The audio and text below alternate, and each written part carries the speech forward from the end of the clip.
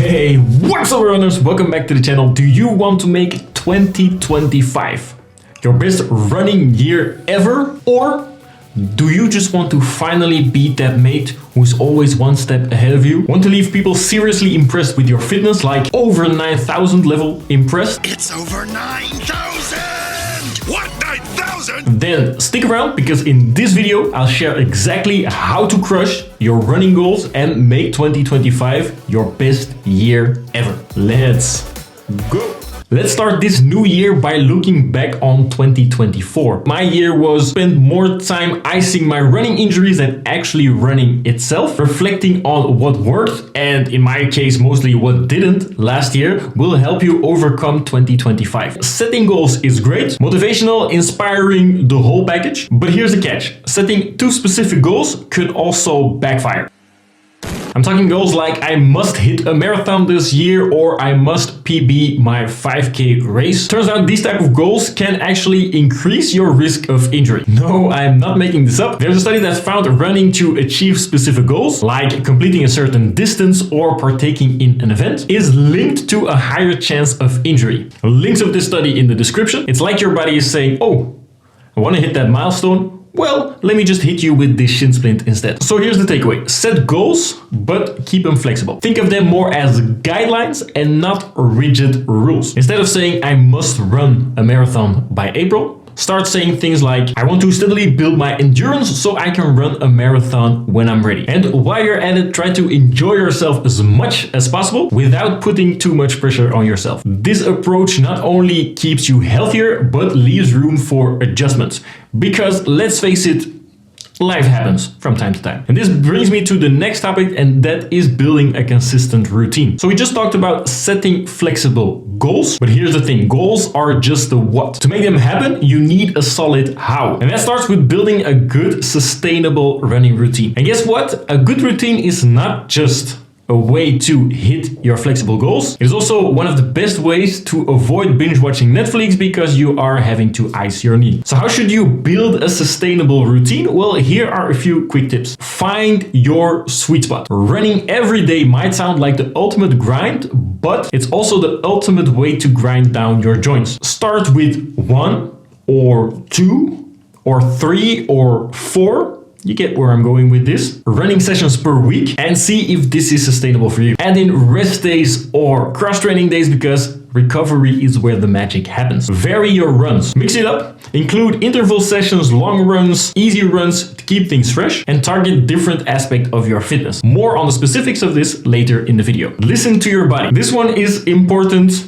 Yes, I'm speaking to myself, of course. Pushing through pain isn't heroic. This is a sure way to get sidelined. Adjust your routine when needed, and don't be afraid to add an extra rest day. Plan for the long game. Your routine should feel sustainable, because here's the kicker. If you have found a sustainable routine, going on that run is just second nature. You'll wake up knowing exactly how and how far you'll run. And that consistency will not only make you faster, but also keep you on the road and mostly out of the physio's office. And with that routine in place, you can start by layering in some of that fun stuff, like strength training and speed work, but also more on this later. For now, the takeaway is simple. A good routine is your friend. It keeps you on track, prevents injuries, and actually makes it something that you look forward to, not dread. Next up, we have running volume and intensity. The two big words in the running world. And first off, volume. Volume is seen as a key predictor for your running results. And this is true since a recent study looked at many participants and saw that those running higher volumes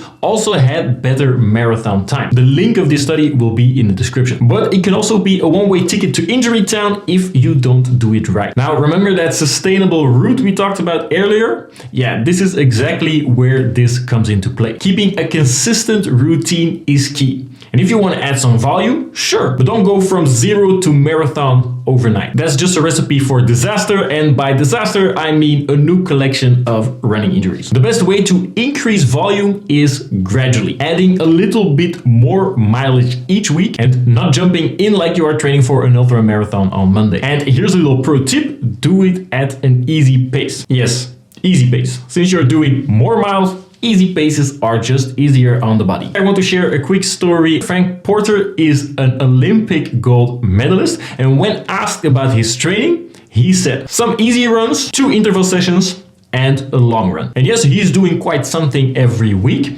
but the main thing I wanted to highlight is the pure simplicity and consistency of his answer. He didn't change anything about his running routine. He stuck to the same routine for several weeks, months, and even years. But let's move on to the next tip, which is nutrition and hydration. Running underfueled and underhydrated is a sure way to burnout or injury. If you're running longer than an hour, especially in the heat, you need to replenish those fluids and electrolytes. And don't skip fueling up either. Simple carbs like energy gels or chews are your best friend here. They can convert into quick energy whenever you need them. This will prevent you from bonking after 30 minutes of your run, because let's face it, nobody wants to be halfway through their workout when they're out of energy, simply because they didn't plan ahead. Here I also want to give a quick mention of fasted running. Yes, this is a thing. Some people prefer to go out on a run when not having had breakfast or anything to drink, myself included, but I would only advise this on very easy, short runs. Whenever you're putting in the distance, make sure you are fueling, because otherwise you're just training your body extra hard for no reason. And if you want to know what supplements are ideal for runners, then make sure you're subscribing to the channel, because I'll be diving into it in an upcoming video. And now we come to the last topic of this video, which is strength training. Now, I know what you're thinking, Mats, I want to be a runner, not a bodybuilder, and I hear you, but adding some weight training might be the best single thing you can do for your performance and injury prevention. So why strength training? Well, the stronger you are, the more power you can generate, and that translates directly into speed. Plus, stronger muscles help absorb the impact of your running. So how do you get started with strength training? Well, if you're new like this, start off with some simple exercises. I will link a video with some simple exercises below. And once you feel comfortable, try adding some